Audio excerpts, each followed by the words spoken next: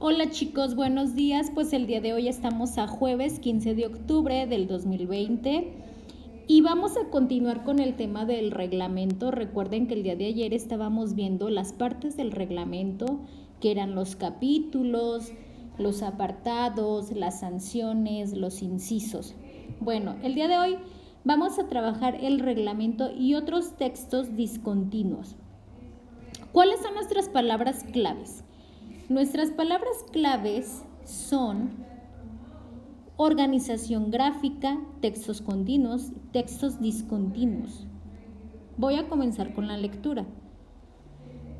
Dice, los seres humanos utilizan el lenguaje como una herramienta de comunicación, con señas de forma oral o escrita o cualquier otro código que permita el intercambio de información entre dos o más personas.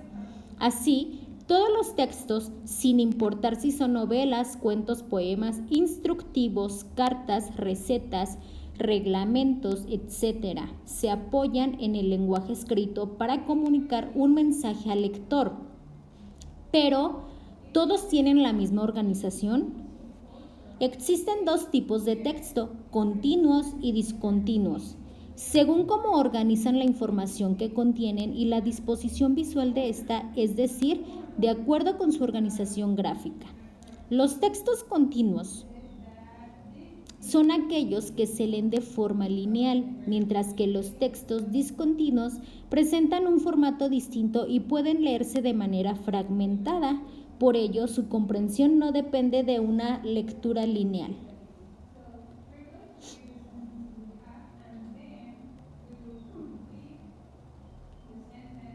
Dice, los textos continuos son lineales y se organizan en párrafos. Pueden dividirse en capítulos o secciones, por ejemplo, un cuento, un reporte de investigación o una carta. Los textos discontinuos presentan la información mediante imágenes, tablas, listas, mapas y requieren que el lector interprete por igual gráficos y palabras, por ejemplo, reglamentos, historietas, infografías, gráficas, carteles publicitarios e instructivos. Entonces ya aquí nos dice que el reglamento está dentro de los textos discontinuos. La organización gráfica de un texto se relaciona directamente con su objetivo comunicativo. Por ejemplo, una novela, que es un texto continuo, busca estimular la imaginación del lector para que éste lea una historia y construya un universo ficticio. Así, su herramienta principal son las palabras elegidas para presentar los hechos de la trama o describir los lugares y los personajes. En cambio, el propósito de un instructivo, que es un texto discontinuo, es exponer un procedimiento de forma minuciosa y clara para desarrollar alguna actividad, como usar un objeto o armar un artefacto. Por eso se divide en apartados y subapartados, donde se indican los materiales necesarios y la secuencia de pasos con una distribución espacial y elementos visuales distintivos, números, imágenes. ¿Qué otros textos discontinuos conoces?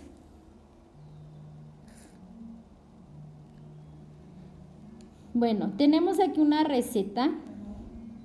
Dice, una receta es un texto discontinuo porque describe con pasos el procedimiento para elaborar un platillo.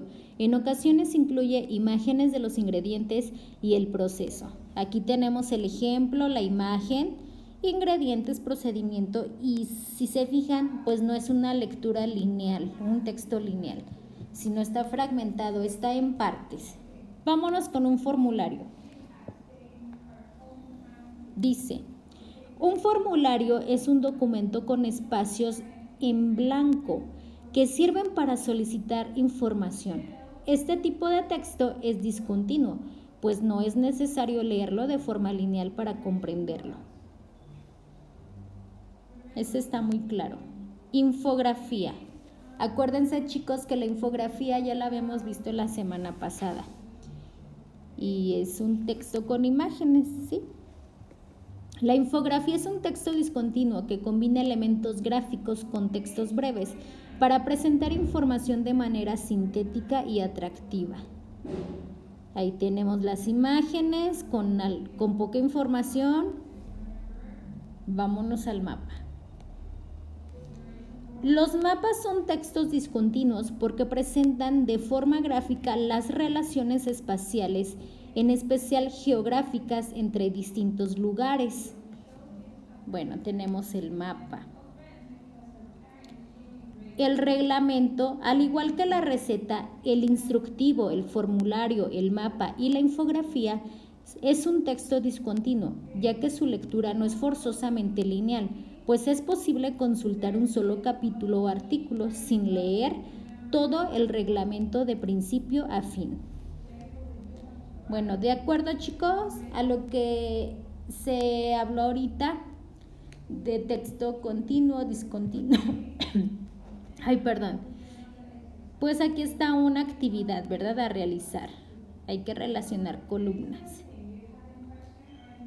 A pesar de que la mayoría de los textos discontinuos tienen elementos en común, imágenes, tablas, cuadros y tipos de letra diferenciados, no debes olvidar que cada uno posee características propias, cruciales para que cumpla su función comunicativa. Bueno, aquí tenemos un cuadro, dice texto discontinuo, uso de elementos gráficos, organización de la información en artículos, incisos o viñetas, uso de diferentes distinciones tipográficas y uso de tablas o recuadros. El reglamento pues no tiene elementos gráficos, no tiene, sí hay organización en artículos, incisos, capítulos. Uso de diferentes distinciones tipográficas también, uso de tablas o recuadros en ocasiones, bueno, a veces. Y la receta, pues elementos gráficos a veces, también tiene viñetas o incisos y tiene diferentes distinciones tipográficas, sí. Usa tablas o recuadros, no. Un instructivo sí tiene elementos gráficos, en ocasiones ahí nos muestran las imágenes de cómo seguir los pasos, también tiene viñetas, que marca así como que los pasos o cada punto. Distinciones tipográficas, sí, y usa tablas o recuadros también. Y la infografía, elementos gráficos, sí, totalmente. Aquí todo. Infografía, a veces información en artículos, incisos o viñetas, distinciones tipográficas o usa cuadros, ¿sí? De acuerdo con su organización gráfica, los textos se clasifican en textos continuos y discontinuos. Los primeros se leen de forma lineal, mientras que los segundos permiten su lectura de manera fragmentada. Las recetas, los instructivos, las infografías y los textos y los reglamentos, son textos discontinuos que se componen de diversos elementos gráficos, distintas tipografías y frases u oraciones sintéticas y claras. Bueno, chicos, ya aquí hablamos de los textos del reglamento y otros textos discontinuos. Y el reglamento está dentro de un texto discontinuo. Un texto continuo, pues ya lo supimos, una leyenda, un cuento, una carta, etcétera.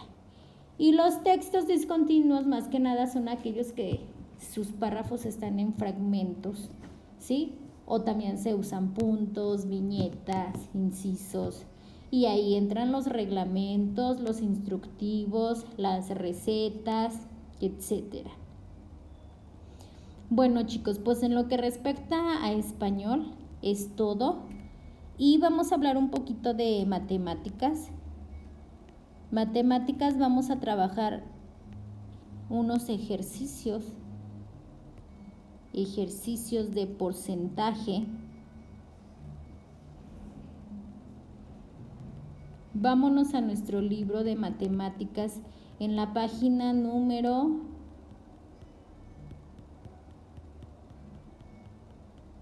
41. En la página 40 no se iba a hacer nada, chicos, porque nos daban nada más los pasos de cómo elaborar una gráfica circular.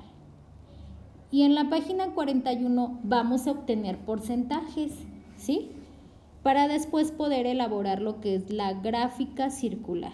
Dice aquí, En el primer problema dice, el problema de la inseguridad alimentaria preocupa desde hace varias décadas. Diversas instituciones y países se han organizado en reuniones para llegar a acuerdos sobre ella. Por ejemplo, en 1996 se realizó una cumbre mundial sobre la alimentación, en la que se estableció como objetivo erradicar la inseguridad alimentaria en todos los países. En el 2000, con la Declaración del Milenio se propuso que el porcentaje de personas que sufren de inseguridad alimentaria para el 2015 y considerando desde 1990 se redujera a la mitad. ¿Qué se ha logrado desde entonces? En el año 2000 se contemplaba que 14.7%, cerca de 900 millones de personas, sufría inseguridad alimentaria. Para el 2016 eran aproximadamente 11%, lo que se convirtió para ese año en 815 millones de personas, de las cuales 519.6 millones se encontraban en Asia, 243.2 millones en África, 42.5 millones en América Latina y Caribe, 2.7 millones en Oceanía, el resto de las personas en América del Norte y Europa. Bueno, nos dicen aquí unas preguntas. Rodea la cifra que contesta cada pregunta. ¿Qué población mundial se estimaba que había en el año 2000? Aquí, chicos, nos vamos a ir a los datos del año 2000, donde dice que en el año 2000 se contemplaba que el 14.7%, cerca de 9 millones de personas, sufría inseguridad alimentaria. Esos dos datos que acabo de mencionar, lo que es el 14.7%, está cerca de los 9 millones de personas, ¿sí? Pero eso no nos está hablando de un 100%, sino que nos está diciendo que el 14.7 son los 9 millones de personas. Y aquí nos pregunta, ¿qué población mundial se estimaba que había en el año 2000? Tenemos aquí tres datos, ¿sí? El primer dato es que el 14.7% está representando esos 9 millones de personas. Esos 9 millones de personas y ese 14.7% lo tomamos de un total, ¿sí? ¿Cuál es nuestro total? Nuestro total es el 100%, ¿sí? Entonces, si el 14.7% son 900 personas, el 100% no sabemos y es lo que queremos obtener. Queremos sacar su aproximación, ¿sí? Entonces ya les di tres datos, 14.7%, 900 millones de personas y el 100%. Son los tres datos que vamos a ocupar para poder obtener esa población mundial que se contemplaba en el año 2000. Ya les di tres datos. En la siguiente pregunta dice, ¿y cuántas personas se estimaba que vivían para el año 2016? Aquí nos dice que para el 2016 eran aproximadamente el 11%, lo que se convirtió en ese año en 815 millones de personas. Vamos a hacer lo mismo. El 11% me está representando los 815 millones de personas. Eso me está representando, más no me está representando el 100%. El 100% es lo que yo quiero saber. Entonces ya tenemos tres datos, 11%, 815 millones de personas y el 100%. Recuerden que en este caso se puede aplicar lo que es el procedimiento de regla de 3, ¿sí? Ya les di los datos, chicos, que les van a servir para obtener esos porcentajes. Y recuerda que si no te da una total, se puede aproximar, te da una aproximación. Después tenemos que hacer la tabla. Completa la tabla y con esos datos se elabora una gráfica circular en el recuadro. ¿Cómo vamos a hacer para sacar los porcentajes? Bueno, para sacar los porcentajes, primero aquí en el problema nos dice que 519.6 millones se encontraban en Asia, 243.2 millones en África, 42.5 millones en América Latina y el Caribe, 2.7 millones en Oceanía y el resto de las personas en América del Norte y Europa. ¿Qué vamos a hacer con esos datos? Esos datos me tienen que dar un total y ese total tiene que equivaler a un 100%. Cuando yo ya obtengo mi total y ya tengo mi 100%, entonces ahora sí puedo sacar parte por parte de ese total. ¿Cuánto va a ser para Asia? De esa cantidad de total, ¿cuánto va a ser para Asia? ¿Cuánto va a ser para África? ¿Cuánto para América Latina? ¿Cuánto para Oceanía? ¿Y cuánto para América del Norte? ¿Sí? En el problema ya, de hecho en el problema